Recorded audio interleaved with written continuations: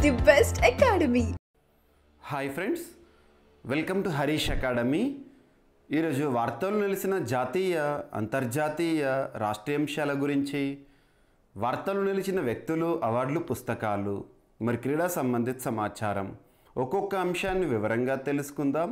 ఈరోజు first topic వచ్చేసి last 6 months are 1 yearలో రెగ్యులర్గా రిపీటెడ్గా వార్తలు నిలుస్తున్న అంశాలపైన పోటీ పరీక్షలకు ప్రిపేర్ అవుతున్న ప్రతి ఒక్క అభ్యర్థి ప్రత్యేక శ్రద్ధను చూపండి. అలాంటి టాపిక్స్ నుండి క్వశ్చన్స్ లేకుండా రానున్న ఏ పోటీ పరీక్షకు సంబంధించిన క్వశ్చన్ పేపర్ కూడా ఉండదు. సో ఇక్కడ అలాంటి టాపిక్స్లోకి ఇంపార్టెంట్ వార్తలు నిలుస్తున్న వ్యాధులు. వార్తలు నిలుస్తున్న వ్యాధులు, వాటికి అడ్డుకట్ట వేయడానికి జరుగుతున్న ప్రయత్నాలు కానివ్వండి, వ్యాక్సిన్స్, ఇటువంటి వాటిపైన ఎగ్జామినేషన్లో ఖచ్చితంగా మనం క్వశ్చన్స్ ఎక్స్పెక్ట్ చేయొచ్చు. ఉదాహరణ తీసుకుంటే రీసెంట్గా తెలంగాణ గ్రూప్ 3 ఎగ్జామినేషన్లో ఒక క్వశ్చన్ అడిగారు. రీసెంట్గా వెట్లాండ్ వైరస్ ఎక్కడ కలకలం రేపింది, ఇటువంటి టాపిక్స్ గుర్తుపెట్టుకోండి. సో ఇక్కడ అబ్జర్వ్ చేస్తే అందులో కూడా ఇంపార్టెన్స్ ఏంటంటే కరోనా తర్వాత 2020, 2021 ఆ తర్వాత వార్తల్లోకి వస్తున్న వ్యాధులు ఏవైతే ఉంటాయో వాటి నుండి ఎక్కువ మొత్తంలో ప్రశ్నలు వస్తున్నాయి.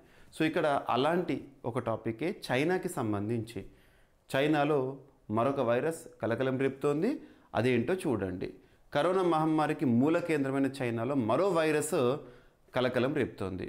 హ్యూమన్ మెటానిమో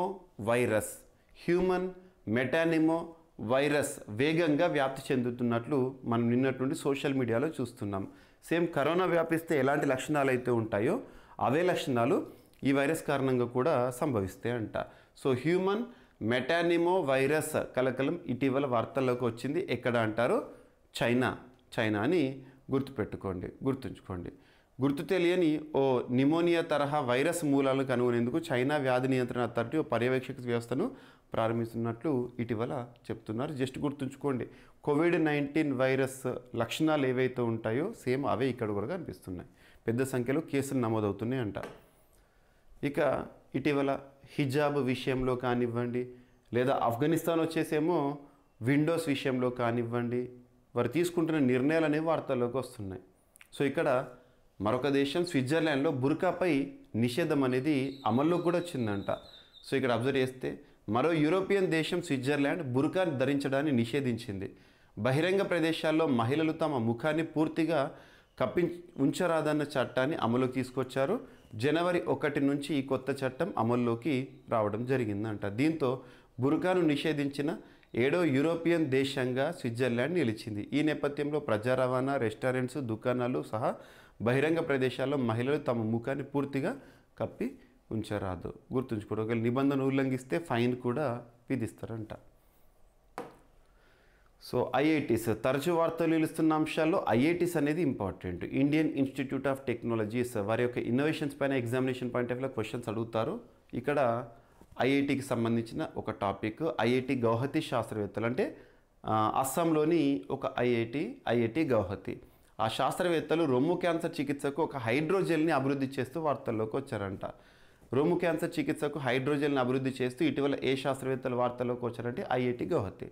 రొమ్ము క్యాన్సర్ చికిత్స కోసం ఇంజెక్ట్ చేసే అధునాతన ద్రవరూప హైడ్రోజెల్ను ఐఐటి గౌహతి శాస్త్రవేత్తలు రూపొందించారు. సాధారణ క్యాన్సర్ చికిత్సలతో కలిగే దుష్ఫలితాలు ఈ పద్ధతిలో కనిపించవంట. క్యాన్సర్ చికిత్సకు ఇప్పుడు ఉపయోగిస్తున్న కీమోథెరపీ, శస్త్రచికిత్సల వల్ల పరిమిత స్థాయిలోనే ఫలితాలు దక్కుతున్నాయి. రసాయన మందులతో జరిగే కీమోథెరపీ క్యాన్సర్ కణజాలంతో పాటు ఆరోగ్యవంతమైన కణాలను దెబ్బతీస్తుందంట. సో కాలుష్య కారకాలను పోషకాలుగా మార్చే బ్యాక్టీరియా అనే టాపిక్ వార్తల్లోకి వచ్చింది. ఇది కూడా ఐఐటికి సంబంధించి ఐఐటి బాంబే పరిశోధకుల పరిశోధన. మట్టిలోని విషపూరిత కాలుష్య కారకాలను ఆహారంగా తీసుకుంటూ ఉపయోగకర పోషకాలు ఉత్పత్తి చేసే సరికొత్త మేలుదాయక బ్యాక్టీరియాను ఏ ఐఐటి శాస్త్రవేత్తలు గుర్తించారంట? ఐఐటి బాంబే పరిశోధకులు. మొక్కల్లో పెరుగుదల హార్మోన్లను పెంచేందుకు అవి దోహదపడతాయంట. ఈ మేరకు ఇటీవల వాళ్ళు ఒక ప్రకటన విడుదల చేస్తారు. తాము గుర్తించిన సూడోమోనాస్ అండ్ అసినోబాక్టర్ బ్యాక్టీరియా సంక్లిష్ట కాలుష్య కారకాలను సులభ, హానికరం కానీ విషపూరితం కానీ సమ్మేళనాలుగా విడగొడుతున్నాయని వారు పేర్కొంటున్నారు. డైరెక్ట్ ఐఐటికి సంబంధించి ఎలా చదవాలంటే ఐఐటి పేరేంటి, వారి యొక్క ఇన్నోవేషన్ ఏంటి. సో ఇక ఈ సంవత్సరం నుండి లోక్పాల్కి సంబంధించి లోక్పాల్ డేని మనం సెలబ్రేట్ చేసుకోబోతున్నామంట. ఎవ్రీ ఇయర్ కూడా జనవరి 16ని లోక్పాల్ డేగా మనం జరుపుకుంటాం. గుర్తుంచుకోండి, లోక్పాల్ డేని ఏ రోజున జరుపుకోవాలని చెప్పేసి ఇటీవల నిర్ణయం తీసుకుంది. అంటే 16th January from every year. ఇప్పటి నుండి ప్రతి సంవత్సరం కూడా, ఈ సంవత్సరం నుండి ప్రతి సంవత్సరం కూడా ఎవ్రీ ఇయర్ కూడా 16th జనవరి అనేది మనకు కొత్త దినోత్సవం అనేది వార్తల్లోకి వచ్చింది, లోక్పాల్ డే. ఓకేనా. స్టార్టప్ డే అదే సమయంలో ఉంటుంది అలా. And Trinidad and Tobago state of ఎమర్జెన్సీని ప్రకటిస్తూ వార్తల్లోకి వచ్చింది. సింపుల్గా చెప్పాలంటే 2025 సంవత్సరంలో స్టేట్ ఆఫ్ ఎమర్జెన్సీని ప్రకటిస్తూ మొట్టమొదటి దేశంగా అనుకోవచ్చు మన కరేబియన్ దీవుల ఆ ప్రాంతంలో. సో ట్రినిడాడ్ అండ్ టొబాగో అక్కడ ఏంటంటే అంతర్గతంగా ఇంటర్నల్గా డిస్టర్బెన్స్ అనేది ఉంది. సో వైలెన్స్ కానివ్వండి, ప్రభుత్వ తిరుగుబాటు కానివ్వండి, ఇవన్నీ పరిస్థితుల్లో అక్కడ ఇంక్రీజ్ ఇన్ వైలెన్స్ని దృష్టిలో ఉంచుకొని ట్రినిడాడ్ అండ్ టొబాగో ప్రభుత్వము స్టేట్ ఆఫ్ ఎమర్జెన్సీ అత్యవసర పరిస్థితిని నిషేధిస్తూ వార్తల్లోకి వచ్చింది. అండ్ గ్రౌండ్ వాటర్ రిపోర్ట్ ఇటీవల వార్తల్లోకి వచ్చింది. సో ఈ నివేదిక నుండి ఎగ్జామినేషన్లో ఖచ్చితంగా క్వశ్చన్స్ రావచ్చు. 440 జిల్లాల్లోని భూగర్భ జలాల్లో అత్యధికంగా నైట్రేట్ ఉందంట. లీటర్ నీటిలో 45 mg ఉన్నట్లు వెల్లడి. దేశంలో 440 జిల్లాల్లోని భూగర్భ జలంలో అధిక స్థాయిలో నైట్రేట్ ఉన్నట్లు తాజాగా వెల్లడైంది. ఈ జిల్లాలో సేకరించిన 20% నీటి నమూనాల్లో నైట్రేట్ విలువ ఉండాల్సిన స్థాయి కంటే అధికంగా ఉందని తేలింది. ఈ వివరాలను భూగర్భ జలాల ప్రామాణికత 2024 వార్షిక నివేదికలో కేంద్ర భూగర్భ జలాల మండలి సెంట్రల్ వాటర్ కమిషన్ తెలిపింది. అలాగే 9.04% నమూనాల్లో సురక్షిత స్థాయి కంటే ఫ్లోరైడ్ ఉందని, 3.55% శాంపిళ్లలో ఆర్సెనిక్ కాలుష్యం ఉందని వివరించారు. 2023 మేలో భూగర్భ జలాల ప్రామాణికతను తెలుసుకోవడానికి మొత్తం 15,259 ప్రాంతాలను ఎంపిక చేసుకున్నారు. ఇందులో 25% బావులను అధ్యయనం చేశారు. అలాగే 4,982 ప్రాంతాల్లోని భూగర్భ జలాల నీటి నమూనాలను వర్షాకాలానికి ముందు తర్వాత కూడా పరిశీలించారంట. గుర్తుపెట్టుకోండి. ఇక షేక్ ముజిబుర్ రెహమాన్, ఆ పేరు ప్రపంచవ్యాప్తంగా కూడా సుపరిచితమే. ముఖ్యంగా బంగ్లాదేశ్ మాజీ ప్రధాని షేక్ హసీనా తండ్రి. ఇటీవల బంగ్లాదేశ్లో చోటు చేసుకున్న పరిస్థితులు, ఆ దేశ ప్రధాని షేక్ హసీనా దేశాన్ని విడిచిపెట్టి పారిపోవడము, తాత్కాలిక ప్రభుత్వం ఏర్పడడము, అక్కడ జరుగుతున్న పరిస్థితులు, వైలెన్స్, ఇవన్నీ చూస్తున్నాం.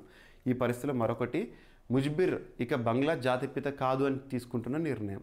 పాఠ్యపుస్తకాల్లో బంగ్లా చరిత్ర మార్పు. బంగబంధుగా పేరొందిన మాజీ ప్రధాని షేక్ హసీనా తండ్రి షేక్ ముజిబుర్ రెహమాన్ ఆనవాళ్లను ఆ దేశ తాత్కాలిక ప్రభుత్వం ఒక్కొక్కటిగా చెరిపేస్తోంది. ఇటీవల కరెన్సీ నోట్లపై ఆయన చిత్రాన్ని తొలగించిన సర్కారు తాజాగా చరిత్ర పాఠ్యపుస్తకాల్లో ఆయన దేశ స్వాతంత్ర ప్రకటన చేయలేదని పేర్కొంది. ఆయనకు ఉన్న జాతిపిత గౌరవ బిరుదును కూడా తొలగించింది. గుర్తుంచుకోండి. ఓకేనా. 2025 ఇయర్ అకాడమిక్ ఇయర్ నుండి ఈ అంశాలు అనేవి అమల్లోకి వస్తాయంట. నెక్స్ట్, సో ఖేల్ రత్న పురస్కారం, మేజర్ ధ్యాన్ చంద్ ఖేల్ రత్న. యాక్చువల్గా గతంలో క్రీడారంగంలో ఇచ్చే అత్యున్నత పురస్కారాన్ని రాజీవ్ ఖేల్ రత్నగా పిలిచేవాళ్ళము.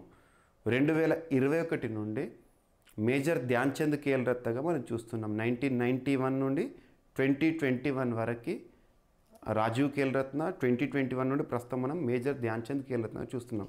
క్రీడల్లోనే అత్యున్నత పురస్కారం. ఆయా రంగాల్లో అత్యున్నత పురస్కారాలు ఏవైతే ఉంటాయో వాటి ప్రకటన వెలువడినప్పుడు ఎగ్జామినేషన్ పాయింట్ ఆఫ్ వ్యూలో ఖచ్చితంగా వాటి నుండి క్వశ్చన్స్ వస్తాయి. ఉదాహరణ తీసుకుంటే సినిమా రంగం అనగానే దాదాసాహెబ్ ఫాల్కే. అండ్ పౌరులకు ఇచ్చే పురస్కారాల్లో మనం అబ్జర్వ్ చేస్తే భారతరత్న పురస్కారం కానివ్వండి, ఆర్మీ మిలిటరీ తీసుకున్నాం అనుకోండి పరమవీర చక్ర, ఇటువంటివి కానివ్వండి.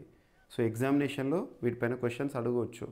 ఇక సో నిన్నటి రోజున 4 ఖేల్ రత్న పురస్కార గ్రహీతలు వార్తల్లోకి వచ్చారు. గుకేష్, మనుబాకర్, ప్రవీణ్, హర్మన్ప్రీత్కు అత్యున్నత క్రీడా పురస్కారాన్ని ప్రకటించింది కేంద్ర ప్రభుత్వము. సో ఇక్కడ అబ్జర్వ్ చేస్తే ఇటీవల ప్యారిస్ ఒలింపిక్స్లో 2 పథకాలు సాధించిన మనుబాకర్ ఉన్నారు. అండ్ చదరంగంలో యువ సంచలనం దొమ్మరాజు గుకేష్ ప్రస్తుత ప్రపంచ champion. Para high jumper Praveen Kumar, hockey సారథి హర్మన్ప్రీత్ సింగ్ను ఖేల్ రత్న పురస్కారము వరించింది. వీరితో పాటు 32 మందికి అర్జున పురస్కారాలను ప్రకటించారు నిన్నటి రోజున. ఈ పురస్కారాల ప్రధానోత్సవం ఎప్పుడు జరుగుతుంది అంటే ఈ నెల జనవరి 17 రోజున రాష్ట్రపతి భవన్లో జరగబోతోంది. అండ్ ఖేల్ రత్న పురస్కార గ్రహీతలకు 25 లక్షల రూపాయల ప్రైజ్ మనీ ఉంటుంది. అర్జున పురస్కార గ్రహీతలకు 15 లక్షల రూపాయల ప్రైజ్ మనీ ఉంటుంది. Ministry of youth affairs and sports ఆధ్వర్యంలో ఈ క్రీడా పురస్కారాల ప్రకటన అనేది జరుగుతుంది. మొట్టమొదటి ఖేల్ రత్న పురస్కార గ్రహీత మన భారతదేశంలో సో ఎవరు? విశ్వనాథన్ ఆనంద్, గుర్తుపెట్టుకోండి. ఓకేనా?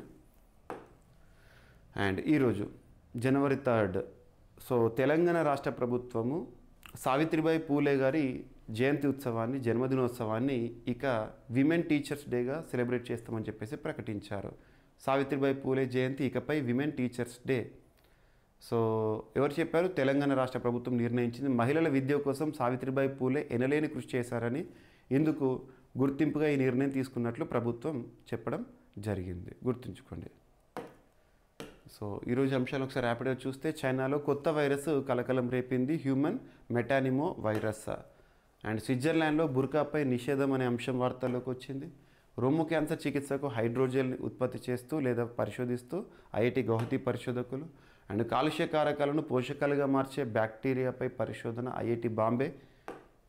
అండ్ లోక్పాల్ డే సెలబ్రేషన్ ప్రతి సంవత్సరం ఇప్పటి నుండి, ఈ ఇయర్ నుండి జనవరి 16 రోజున. And Trinidad and Tobago state of ఎమర్జెన్సీతో వార్తల్లోకి వచ్చింది వైలెన్స్ కారణంగా. భూగర్భ జలాల నివేదిక. అండ్ ముజిబుర్ రెహమాన్ పైన ఆ దేశ ప్రభుత్వం బంగ్లాదేశ్ తీసుకుంటున్న నిర్ణయాలు.